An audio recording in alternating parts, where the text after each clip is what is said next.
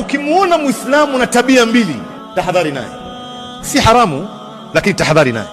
Muislamu ambaye anaongea Kiingereza sana hata wakati hakuna haja ya kuongea Kiingereza, kila saa you know, huyu tahadhari naye. Kuna ndugu yetu mmoja akitoa mawaidha katika mji mmoja hapa Kenya, akisimama msikitini kutoa muhadhara, wazee wote wanatoka msikitini. Yeye mazungumzo yake 9 ni Kiingereza, moja na anatia Kiswahili ndani, na anajua Kiswahili.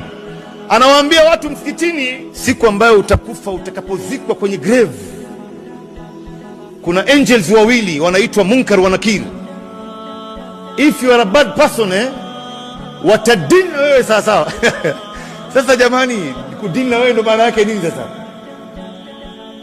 Hii ni lugha ya mtu anataka kujifakhiri. Tutaongea Kiingereza wallahi mahali kuna haja, labda kuna mtu ajui lugha ya Kiingereza hapa, tutaongea na yeye anajua Kiingereza peke yake. Samani katika biashara